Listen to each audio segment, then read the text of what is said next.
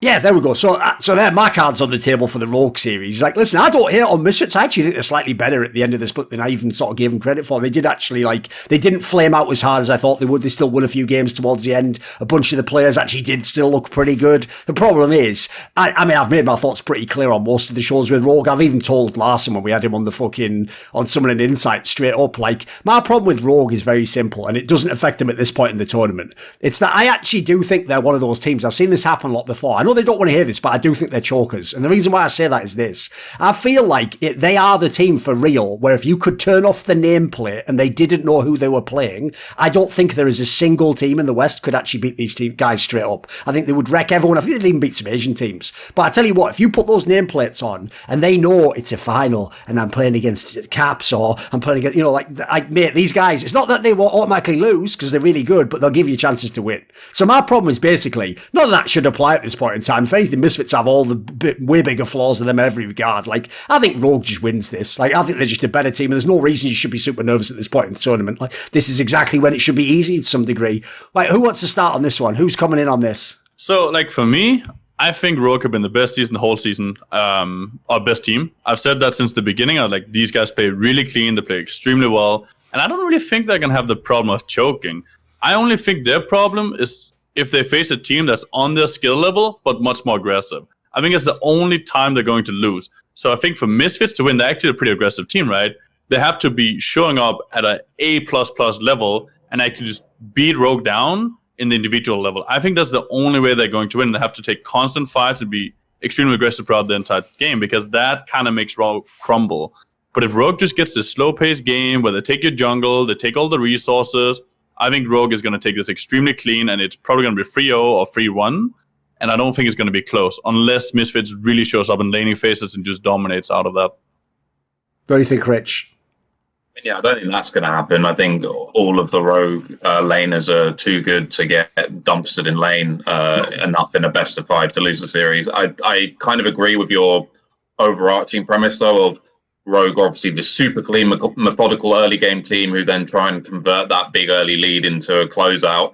I think that I agree as well with your idea that you kind of have to make it, excuse me, but sort of chaotic. I think the more chaotic the game is, the more uncomfortable you could potentially make Rogue. I don't believe that Rogue are necessarily chokers, but at the same time, I do semi-subscribe to your point, Thorin, that if the nameplates were turned off, I feel like they would do better. That doesn't mean that I think that they're chokers, yes, but I do think they're somewhat affected by that. And I think you put it quite well where you said they're not going to throw you the game or hand the game over to you, but they might leave gaps or opportunities to win where they shouldn't ordinarily. I'm obviously picking Rogue to win. I think the biggest issue that Rogue have to be aware of is an overconfidence issue, not in terms of their gameplay necessarily, but in terms of how much they want to do and versus how much they want to hide. Because I do think the Rogue have diversified quite a lot this split. Like you've seen Inspired playing towards top, which you didn't even know existed a couple of months ago.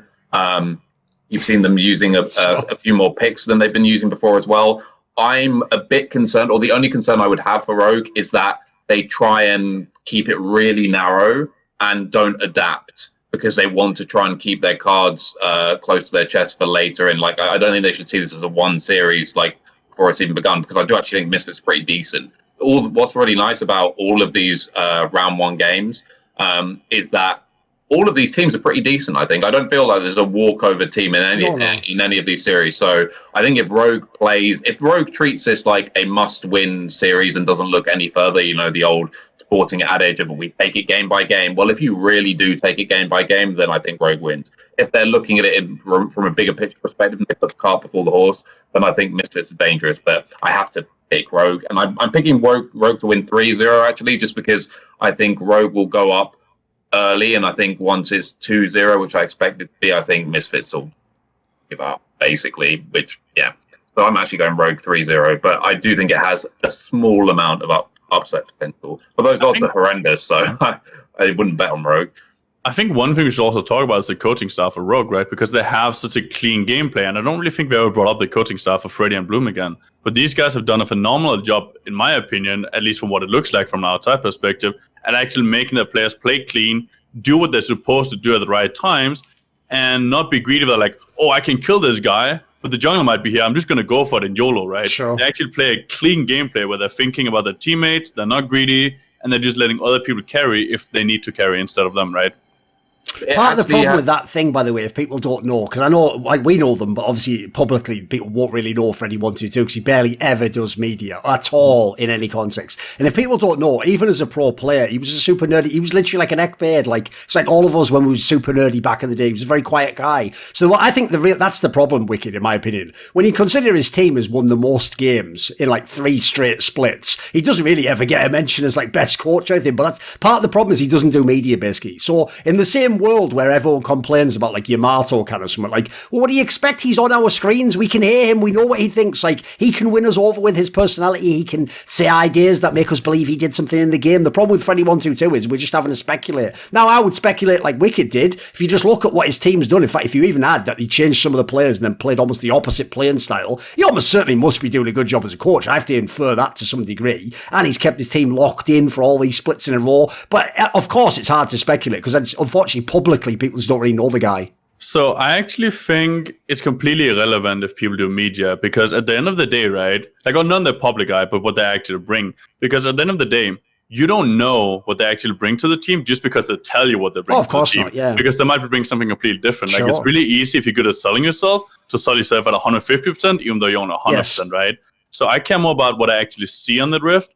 And I think Freddy and Bloomigan needs a lot of praise, even though they haven't gotten it right because they don't do media. They do deserve it, and I think it's somewhat our job to actually pick up on that to some extent.